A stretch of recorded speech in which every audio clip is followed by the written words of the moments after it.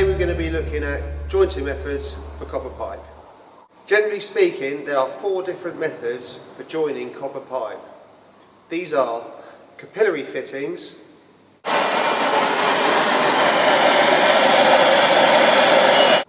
compression fittings,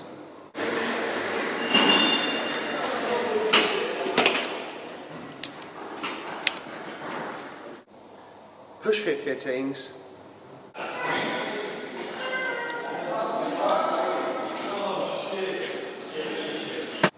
and press fit fittings.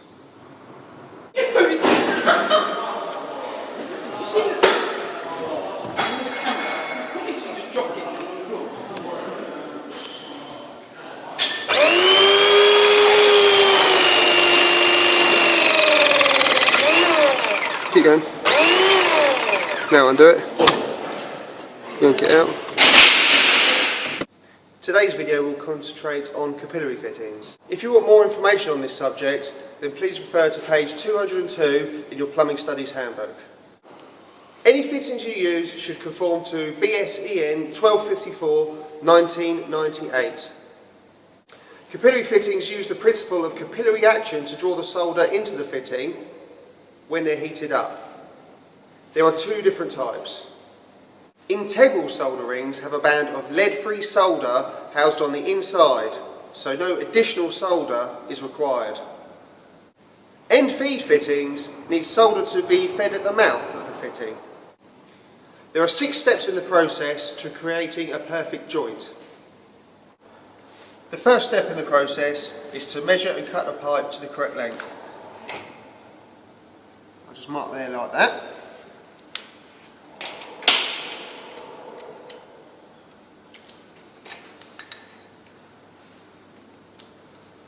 With this adjustable monument cutter, I simply increase the tension as I spin it, and it gradually cuts through the copper pipe.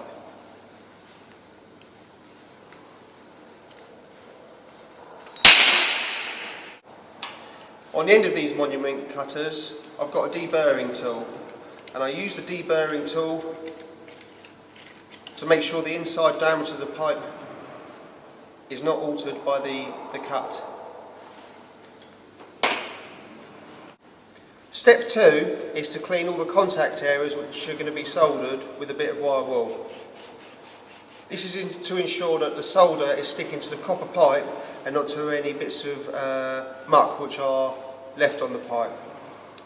The third step is to apply a thin film of flux to the outside of the pipe. This does 2 things. It helps the solder run,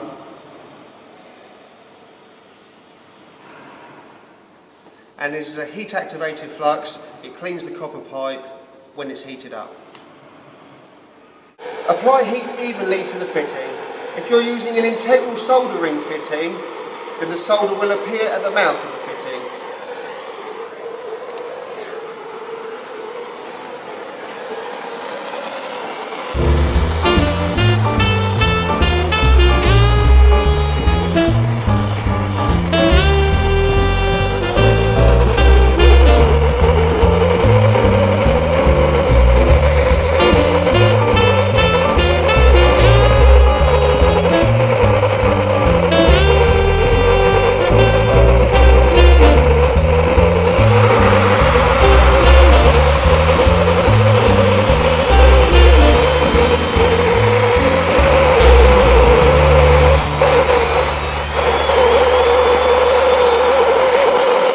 Fitting is an end-feed fitting, then you'll need to apply solder wire equivalent to half the diameter of the pipe.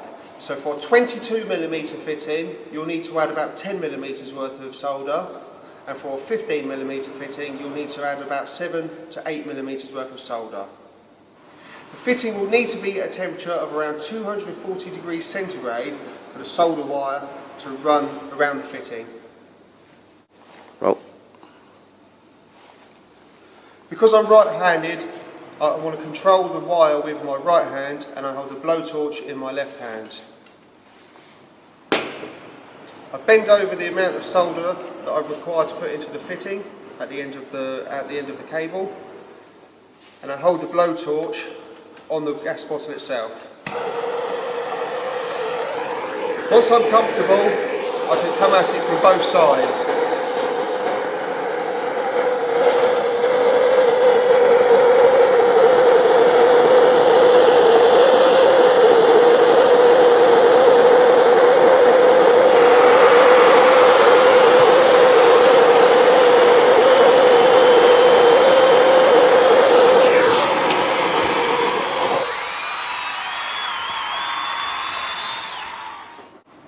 The last step is to clean the pipe. First with a damp rag and then with a bit of wire wool. It's important to use the damp rag first of all to get any flux off the pipe, and we don't really want any flux on the wire wool either.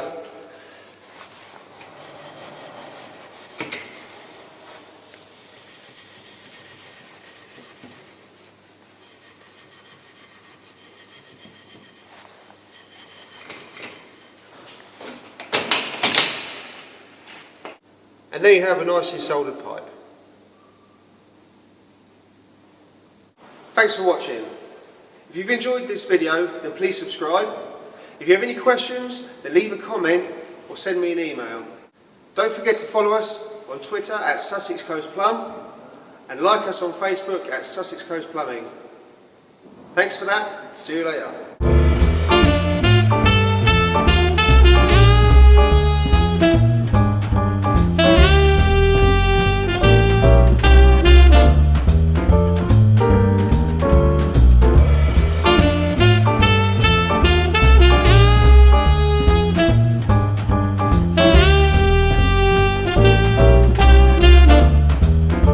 Okay. I just want... Tis.